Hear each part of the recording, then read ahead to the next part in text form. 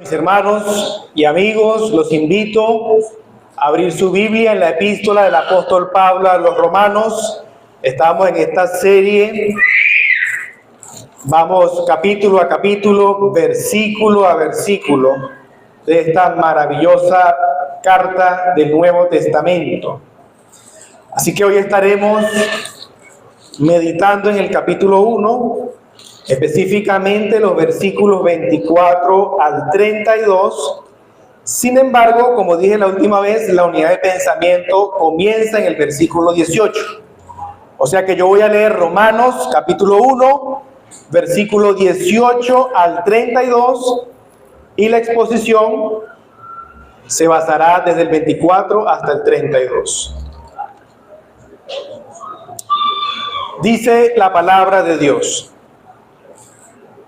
porque la ira de Dios se revela desde el cielo contra toda impiedad e injusticia de los hombres que detienen con injusticia la verdad. Porque lo que de Dios se conoce les es manifiesto, pues Dios se lo manifestó. Porque las cosas invisibles de Él, su eterno poder y deidad, se hacen claramente visibles desde la creación del mundo, siendo entendidas por medio de las cosas hechas, de modo que no tienen excusa.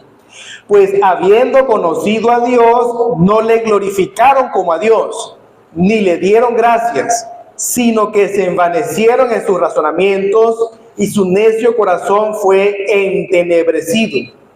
Profesando ser sabios, se hicieron necios, y cambiaron la gloria del Dios incorruptible en semejanza de imagen de hombre corruptible, de aves, de cuadrúpedos y de reptiles. Por lo cual también Dios los entregó a la inmundicia en las concupiscencias de sus corazones, de modo que deshonraron entre sí sus propios cuerpos, ya que cambiaron la verdad de Dios por la mentira, honrando y dando culto a las criaturas antes que al Creador, el cual es bendito por los siglos. Amén. Por esto Dios los entregó a pasiones vergonzosas, pues aún sus mujeres cambiaron el uso natural por el que es contra naturaleza. Y de igual modo también los hombres, dejando el uso natural de la mujer, se encendieron en su lascivia unos con otros, cometiendo hechos vergonzosos hombres con hombres, y recibiendo en sí mismos la retribución debida a su extravío. Y como ellos no aprobaron tener en cuenta a Dios, Dios los entregó a una mente reprobada para hacer cosas que no convienen, estando atestados de toda injusticia, fornicación, perversidad, avaricia, maldad, llenos de envidia, homicidios, contiendas, engaños y malignidades, murmuradores, detractores, aborrecedores de Dios, injuriosos, soberbios, altivos, inventores de males, desobedientes a los padres, necios, desleales, sin afecto natural, implacables, sin misericordia, quienes, habiendo entendido el juicio de Dios, que los que practican tales cosas son dignos de muerte, no solo las hacen, sino que también se complacen con los que las practican. Esa es la palabra de Dios. Oremos pidiendo al Señor su dirección. Padre Santo, hemos leído tu palabra. Y ahora resta predicar tu palabra, aplicar tu palabra. Y en asuntos del corazón, solamente tú tienes el poder para traer convicción, entendimiento, sabiduría, para comprender tu palabra y para obedecerte. Usa, Señor, esta porción de la Biblia para traer hombres y mujeres al arrepentimiento y a la fe en Jesús. Y ayúdanos como iglesia a ser entendidos de los tiempos en los que vivimos. Te lo pido en el nombre de Jesús. Amén. Hoy en día las personas se perciben autosuficientes y libres para marcar su propio propósito sin necesidad de Dios. De hecho, parece que actualmente ser un incrédulo es ser inteligente. Sin embargo, la lectura que hace Dios de la humanidad es completamente diferente. Hemos aprendido en Romanos capítulo 1 que la humanidad se ha hecho necia al querer negar la existencia y el gobierno de Dios. Y por esa razón, Dios revela su ira desde el cielo contra toda impiedad e injusticia. Y es una revelación de la ira no para el futuro, que sabemos que Dios ha establecido un día de juicio en el cual juzgará a todos los hombres conforme a sus hechos, sino que Romanos 1 nos habla de que Dios revela su ira ahora, en el presente. Y no lo hace utilizando fuego, terremotos o algunos eventos sobrenaturales magníficos como veíamos en el Antiguo Testamento, sino de una manera muy particular, peculiar, casi como silenciosa, casi como imperceptible, pero real y verdadera. Y Romanos capítulo 1, versículos 24 al 32, nos va a enseñar cómo es que se revela esa ira de Dios contra los pecadores en el presente, contra esa injusticia, contra esa rebelión, contra esa pecaminosidad universal. Aquí vemos claramente que los pecadores impenitentes son arrastrados por su propia maldad como un juicio de Dios. Esa es la esencia del pasaje. Los pecadores impenitentes son arrastrados por sus propias maldades o impiedades o injusticias como un juicio de Dios.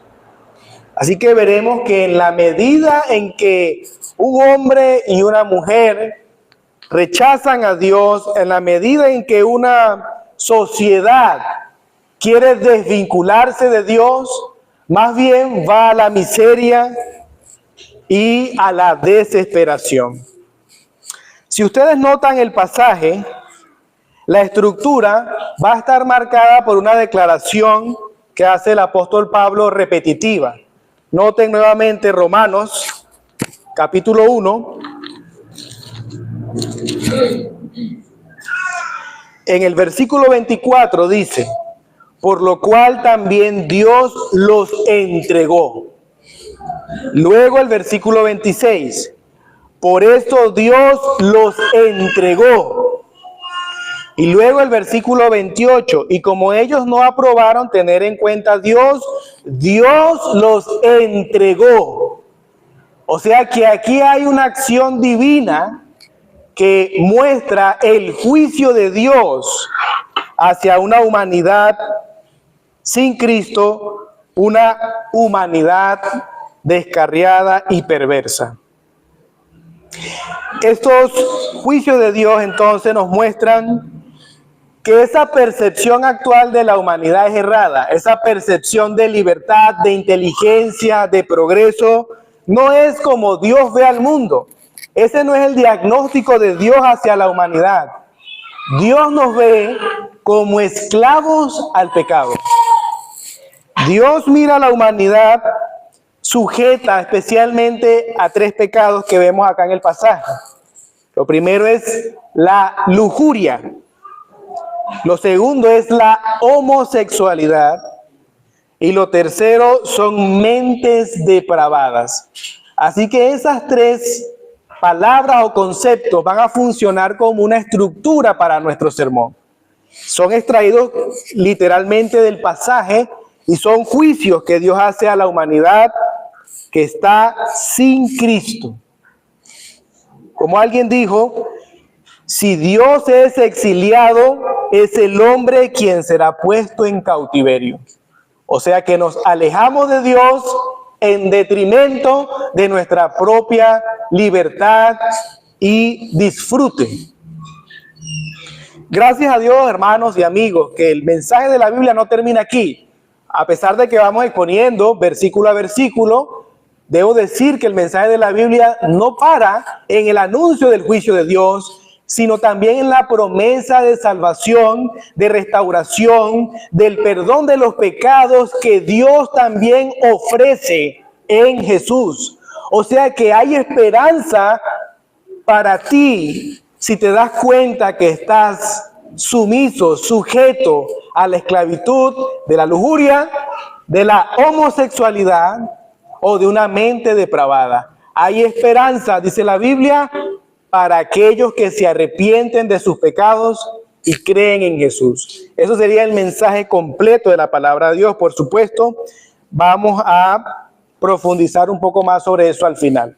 Por ahora, notemos que el primer juicio a la humanidad involucra el tema de la lujuria. Vayan nuevamente conmigo, versículos 24 y 25. Por lo cual también Dios los entregó a la inmundicia en las concupiscencias de sus corazones, de modo que deshonraron entre sí sus propios cuerpos, ya que cambiaron la verdad de Dios por la mentira, honrando y dando culto a las criaturas antes que al Creador, el cual es bendito por los siglos. Amén. ¿Qué tenemos aquí? Bueno, esos intentos de negar la existencia de Dios y el gobierno de Dios, y esa respuesta inadecuada ante la creación que es maravillosa, la creación que es gloriosa, la creación que manifiesta poder y sabiduría, la respuesta equivocada de la idolatría, entonces trae como consecuencia la ira de Dios. Y esa ira de Dios, como ya lo hemos dicho y tenemos que repetirlo, se revela en el presente. ¿Cómo se revela? Bueno, el pasaje explica que se revela en que Dios entrega al pecador a un gran mal, a un mal terrible. Dios los está entregando. Es un acto de Dios. En el Antiguo Testamento, este lenguaje de entrega nos puede ayudar para entender un poco más el asunto. Dios entregaba a los enemigos de Israel en las manos de Israel para que ellos vencieran a sus enemigos.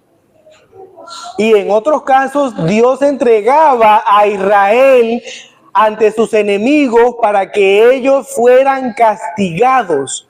Pero noten ustedes que aquí Dios no está entregando a los pecadores a un poder militar, sino que Dios o la persona que está del otro lado, digo del otro lado entre comillas, es alguien que luce muy ansioso, es una persona hambrienta, alguien que luce como un adicto cuando le hace falta su droga.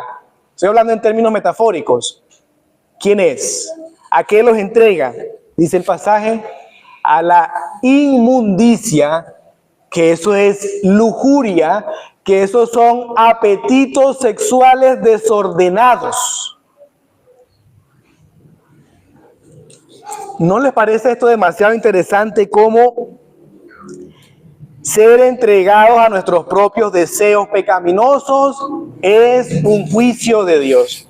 Y aquí, de manera ilustrativa, recuerdo muchas veces haber oído de gente que felicita a otras personas en su cumpleaños y le dicen que Dios conceda todas las peticiones de tu corazón.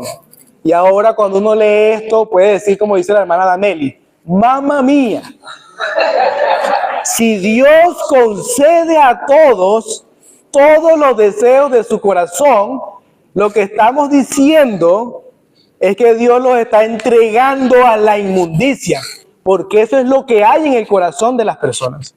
Y eso, según el pasaje, es un juicio de Dios. No me malinterpreten, Dios no coloca malos pensamientos en las personas. Dios es santo. Además, Santiago 1 dice que Dios no puede ser tentado y que Dios no puede tentar a alguien. O sea que Dios no va a sembrar el pecado. Dios no va a poner a alguien en una situación para que esta persona caiga en pecado. Ese no es nuestro Dios. Más bien esa entrega al pecado debe ser entendida a la luz de Efesios capítulo 4, versículo 17 al 19. Por favor, busque allí en su Biblia. Efesios capítulo 4, versículos 17 al 19.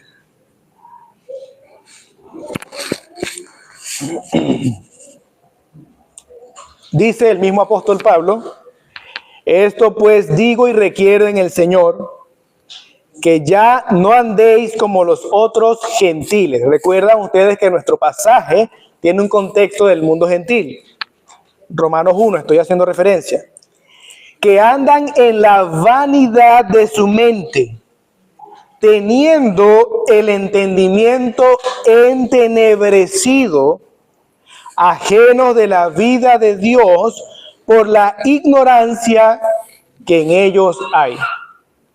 Y ahora nótelo, por la dureza de su corazón, los cuales, y ahora puede subrayar esto, después que perdieron toda sensibilidad, se entregaron a la lascivia para cometer con avidez toda clase de impureza. Entonces, el punto que quiero resaltar es que Dios entrega a los pecadores para ser esclavos de sus propios apetitos. Los da para que ellos sean dominados por sus propias pasiones. Gracias, hermano. El pecado ya estaba ahí. Ya había una pecaminosidad y una práctica impía, pero Dios hace el papel de juez, entregando a los criminales a su verdugo. El punto es que el verdugo y el criminal son la misma persona. Eso es.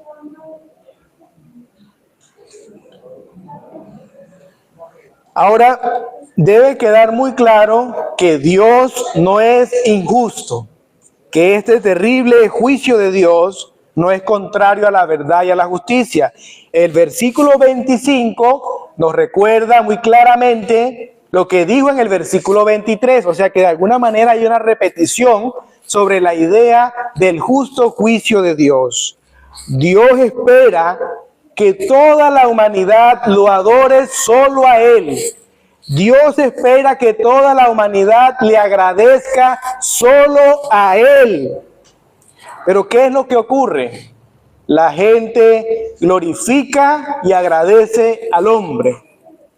Las personas adoran y rinden servicio a los poderosos de este mundo. Las personas confían más en las riquezas que en Dios. Pero nuestro pasaje nos recuerda, y también toda la Biblia, que solo el Creador es digno de alabanza. Apocalipsis capítulo 4, versículo 11 dice: Señor, digno eres de recibir la gloria y la honra y el poder, porque tú creaste todas las cosas y por tu voluntad existen y fueron creadas. Entonces, mis hermanos y amigos, cambiar el objeto de la adoración es un mal que se paga muy caro. De hecho, Pablo va a usar esta palabra cambiar en los versículos 26 y 27 para explicar el juicio de Dios sobre una sociedad, sobre una persona que se niega a someterse a Dios. Y eso nos va a llevar entonces a nuestro segundo encabezado, que es la homosexualidad. El tema de la homosexualidad es una forma en la cual se manifiesta la inmundicia. Recuerdan ustedes, versículo 24, que Dios los entrega a la inmundicia. Eso es una categoría muy general. Pero ahora, versículos 26 y 27, va como que a especificar a qué se refiere con el tema de la inmundicia. Entonces, vamos a leer 26 y 27. Por esto Dios los entregó a pasiones vergonzosas, pues aún sus mujeres cambiaron el uso natural por el que es contra naturaleza, y de igual modo también los hombres, dejando el uso natural de la mujer, se encendieron en su lascivia unos con otros, cometiendo hechos vergonzosos, hombres con hombres, y recibiendo en sí mismos la retribución debida a su extravío. Entonces, aquí quiero llamar la atención, recuerden, sobre esas palabras cambiar, porque Pablo las está utilizando de manera estratégica. En el versículo 23 se dice que estas personas cambiaron la gloria de Dios por un ídolo.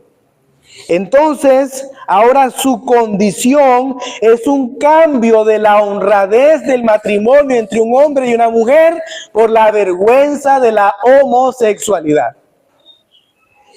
De la misma manera, versículo 25, estas personas cambiaron la verdad por la mentira. Y ahora su juicio, su condenación es un cambio de aquello que es verdadero y natural por aquello que es contranatural y falso. ¿Notan ustedes esa construcción intencional del apóstol Pablo? Ellos están recibiendo en sí mismos la desviación de su extravío. Por supuesto, no explicaré a detalle lo que implican estos versículos, porque son asuntos vergonzosos, porque entiendo que hay niños entre nosotros, y porque además el mismo apóstol Pablo en Efesios dice que estas cosas ni siquiera se deben nombrar entre creyentes, porque son muy sucias. Pero lo que sí quiero decir, hermanos, es que el tema de la homosexualidad no es algo nuevo. Nosotros estamos en un mundo donde se tolera y se promueve la homosexualidad. Y quizás pudiésemos pensar que es algo propio de nuestra época, que estamos, experimentando algo nuevo en la historia de la humanidad, pero no es así. Se dice que en el mundo griego la homosexualidad era común y de hecho se promovía entre los jóvenes. Y además, si ustedes recuerdan el Antiguo Testamento, tenemos la escena de Sodoma y Gomorra. Así que teníamos todas unas ciudades envueltas en este tipo de prácticas pecaminosas y el juicio de Dios también sobre esas ciudades. Lo que quiero decir es que entonces, si en nuestro tiempo se florece o prolifera la homosexualidad, no es por un asunto genético, como algunos quieren hacernos entender, que es mentira. No hay un gen gay, no hay una forma biológica, un átomo, una célula en la cual podamos decir que hay una predisposición natural hacia la homosexualidad. Eso es mentira. Si hay una proliferación o un florecimiento o una abundancia de la homosexualidad, tampoco es por un progreso cultural, porque así se nos quiere hacer ver que aquellas sociedades más libres y más progresistas, más cultas, tienen que tolerar la homosexualidad. Y aquellas naciones del tercer mundo como Venezuela son retrógradas porque todavía le dan valor al matrimonio entre un hombre y una mujer. Bueno, la verdad es que este pasaje, hermanos, nos ayuda a entender nuestros tiempos y decir, no es verdad. La homosexualidad rampante viene como un castigo a una sociedad que abandona a Dios. Una sociedad que le ha dado la espalda a los principios de la Biblia, y entonces su castigo es una perversión sexual dominante que destruye a la sociedad. O sea, en vez de ser en función de su beneficio, es en pro de su propia destrucción. Ahora, no quiero ser interpretado como si fuera homofóbico, ¿verdad?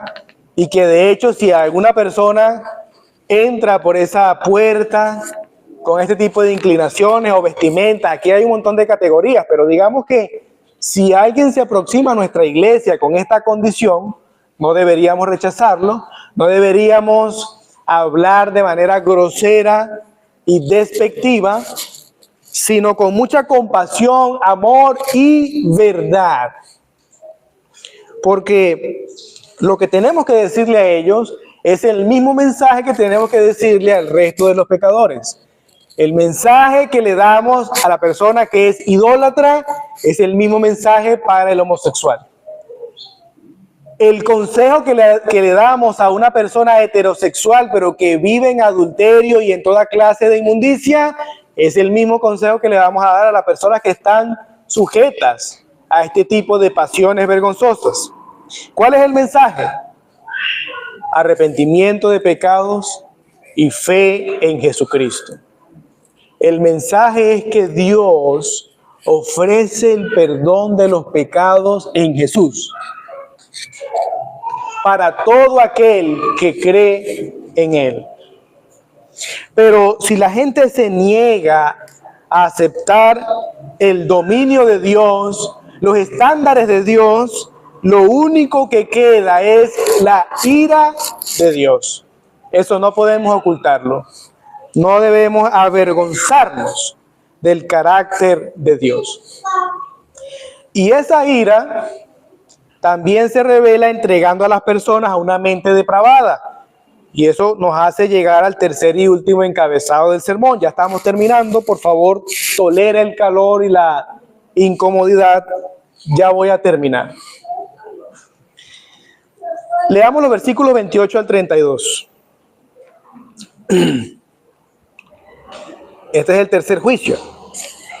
Como ellos no aprobaron tener en cuenta a Dios, Dios los entregó a una mente reprobada. Ahí está, una mente depravada, para hacer cosas que no convienen, estando atestados de toda injusticia, fornicación, perversidad, avaricia, maldad, llenos de envidia, homicidios, contiendas, engaños y malignidades, murmuradores, detractores, aborrecedores de Dios, injuriosos, soberbios, altivos, inventores de males, desobedientes a los padres, necios, desleales, sin afecto natural, implacables, sin misericordia, quienes habiendo entendido el juicio de Dios, que los que practican tales cosas son dignos de muerte, no solo las hacen,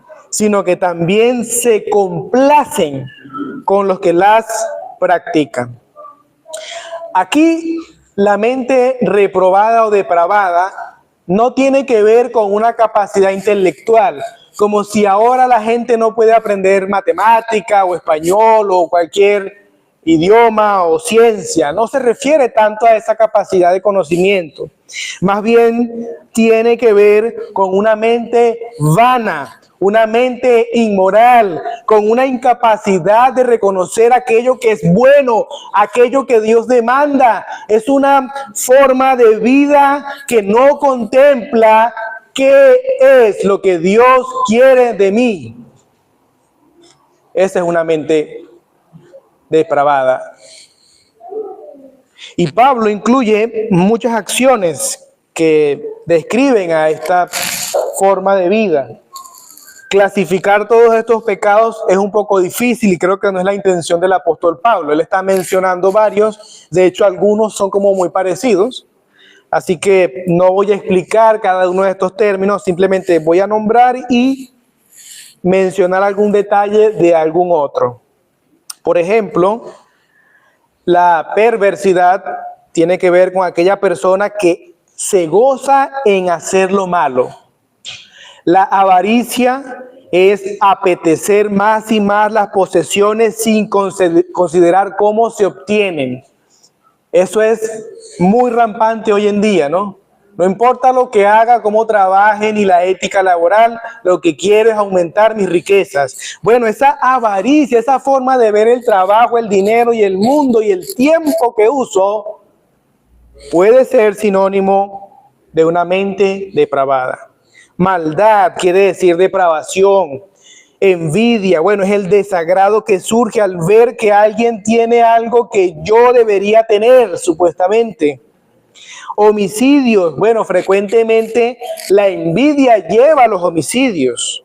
Contiendas, son personas peleoneras. Engaños, aquellas personas que son mañosos, que son astutos en sus negocios, que siempre andan pensando en la trampa. ¿Usted conoce a alguien así? Mire, hay que ver, recién llegando a San Felipe me dijeron, no compren aquella frutera, porque son mañosos. Interesante, alteran los pesos y el costo de la cuestión, ¿no? Sabemos entonces que esto caracteriza a una sociedad sin Dios. Malignidades, desear causar el daño a otro. Murmuradores, gente que es chismosa. Detractores, ahora es una calumnia abierta y pública. Esa es la diferencia entre el murmurador y el detractor, que lo hace abiertamente, sin pena. Injuriosos, tratar a otros con desprecio. Son acciones que perjudican el honor de otra persona. Soberbia, son arrogantes sobre todo en su forma de pensar, altivos, constantemente se están jactando de lo suyo. Esa persona que todo el tiempo habla de lo que tiene, lo que quiere de sí misma, bueno, es una persona altiva. Inventores de males, encuentran un gozo especial en inventar un método original para hacerle daño a otro. Esto se ve mucho niños y jóvenes en las escuelas y en los liceos, ¿sí o no? Donde se reúnen los amiguitos para ver ahora qué mal le van a hacer al otro. Y cada día o cada mes inventan cosas para dañar a sus compañeros de clase. ¿Se ve o no se ve, niños? Se ve, pero eso está mal. No hay que ser cómplices de esos males, de esos inventos. Desobedientes a los padres, necios. Y aquí quiero detenerme un momento. Una persona necia es una persona que carece de entendimiento. Pero recuerden, no estamos hablando de que no puede aprender ciencia, arte o cualquier otra disciplina del saber, sino que estamos hablando, hermano, y perdónenme la expresión, pero estoy usando términos que están en los propios comentaristas bíblicos. Esto es estupidez. ¿Y sabe quiénes entran aquí? Un movimiento muy en boga recientemente. Estoy hablando de los Terian. ¿Conocen los Terian, no? Entonces, nosotros vemos, hermanos, que este tipo de prácticas y movimientos que surgen no deberían alterar nuestra paz y nuestra percepción del mundo que nos rodea. Yo no entiendo por qué hay cristianos asombrados por este tipo de cosas, cuando la Biblia dice que este es un juicio porque la sociedad se ha alejado de Dios. Y entonces hay gente que tiene instintos animales, hay gente que se percibe como un animal, que incluso puede sentir que tiene una cola. Bueno, eso es necedad y es un juicio de Dios por haber negado su existencia y su gobierno. Son personas también desleales, indignos de confianza. Hay que ver que para hacer un negocio es difícil hoy en día, ¿no? Ver quién realmente va a cumplir su palabra. También dice, sin afecto natural. Y es posible que se refiera a la ausencia de afecto por la propia familia. Son personas descorazonadas. Y aquí hay algo bien interesante a nivel histórico. En los tiempos del apóstol Pablo y del Imperio Romano, si un matrimonio tenía un bebé y ese bebé no le gustaba, lo botaban a la calle. De hecho, eso es lo que se conoce como la patria potestad. En los términos del Imperio Romano, el padre tenía la potestad de votar a su hijo o no. Esa era la patria potestad en ese momento. Y tenía supuestamente el derecho de esclavizar a sus hijos o no. Y entonces Pablo está diciendo, lo que ustedes ven en el mundo, lo que es cotidiano en el Imperio Romano, es una perversión, es una degradación de la humanidad que no está bien. ¿Cómo se traduce eso hoy en día, hermanos y amigos? El aborto, por ejemplo, ¿no? Eso es ser sin afecto natural. Quitarle la vida a un bebé en el vientre es no tener corazón. Es ser insensible. Una propia madre, ¿cómo va a destruir la vida de su hijo, de su hija? Y saben que he hablado con gente que es provida, con asociaciones y organizaciones de esto. Dicen que una de las estrategias que hacen para evitar el aborto es que esa madre escuche el corazón de su bebé y que lo vea en una ecografía. Y parece que al momento de ver a su criatura ahí, eso por dentro fluye naturalmente el afecto de madre. Y muchas veces se ha evitado el aborto simplemente con que la madre vea a su hijo, vea a su hija, a su bebé en el vientre con un corazón que late y que tiene vida, que es una dignidad humana, aunque sea un embrión o un feto, dependiendo de la edad de gestación. Pero nuestra sociedad entonces, hermanos, nuestra sociedad es tan depravada que promueve el aborto, que lo legaliza, que cada vez va bajando las semanas permitidas, aumentando las semanas permitidas. De manera que puede abortar a bebés grandes ya. Creo que en Colombia se permite hasta 24 semanas, cerca de 24 o 25 semanas. Y ahora que yo tengo una hija de 1 año, yo no puedo sino recordar cuando iba a la ecografía con Andrea, y eso era algo maravilloso, ver a nuestra hija moviéndose, chupando dedos. ¿Cómo puede alguien quitarle la vida a un bebé en el vientre? Bueno, dice la Biblia, el apóstol Pablo, es un juicio de Dios, es una mente reprobada, depravada, maligna, sin afecto natural. O el tema de la eutanasia. No, esta persona hay que darle una muerte digna, pero tiene cáncer o tiene cualquier otra enfermedad. Vamos a darle una muerte asistida. En vez de luchar por la vida, en vez de hacer todo lo que esté a nuestro alcance para darle una dignidad al enfermo. Todo eso es una mente depravada que como cristianos no deberíamos imitar. Deberíamos rechazar. Hay personas implacables o crueles. ¿Saben ustedes quiénes son crueles? Los musulmanes son crueles. Torturan a los cristianos, pensando que de esa manera el reino de su ídolo avanzará, cuando realmente están destruyendo a la humanidad.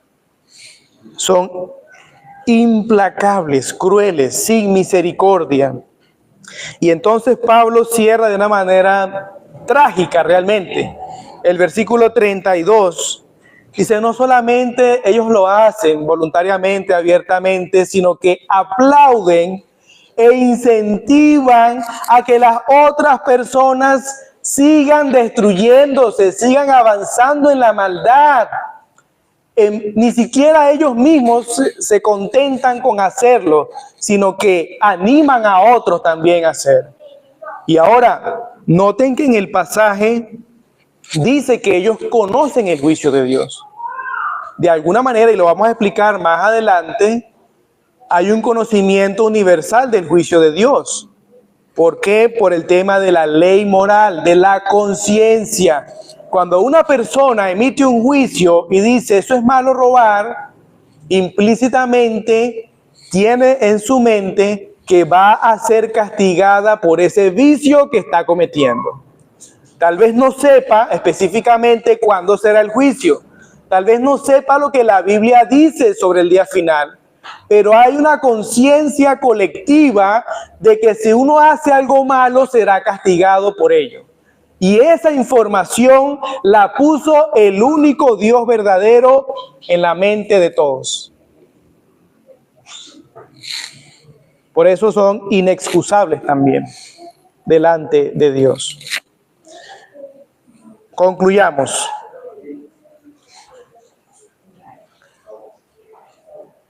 Es claro entonces que los pecadores impenitentes son arrastrados por su propia maldad como un juicio divino. No quiere decir esto que todas las personas llegan a los mismos grados de depravación, o que todas las personas van a ser homosexuales, o que todas las personas van a ser sin afecto natural.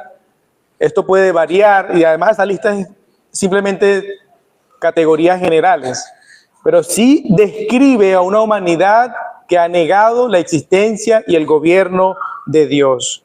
Ese intento por dejar a Dios afuera de nuestras vidas solo va a traer una miseria, una desesperanza. No va a traer el progreso de la humanidad, va a traer un detrimento, muerte, incluso poca gente en el planeta Tierra. O mire los países más desarrollados, supuestamente, la necesidad que tienen de una población joven.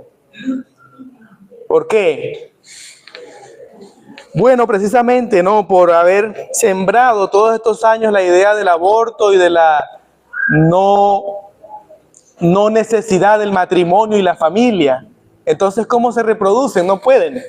Tienen que llamar a otras generaciones de otros lados. Y ahora los latinos están llenando Europa. Y los latinos les gusta reproducirse, ¿sí o no?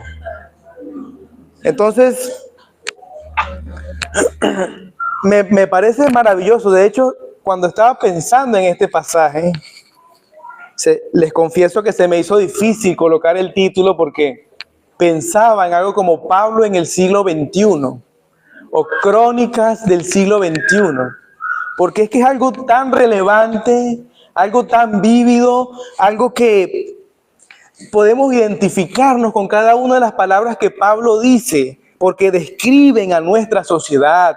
La Biblia es relevante, la Biblia tiene que decir para el siglo XXI, para la gente de San Felipe, para el 2026.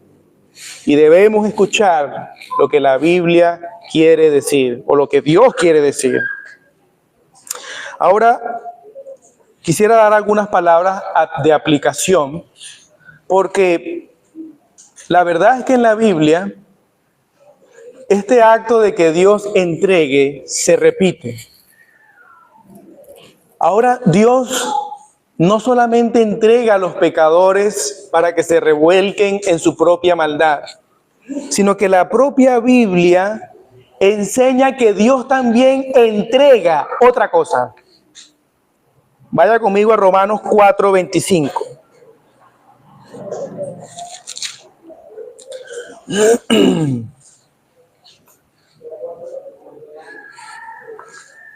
Romanos 4:25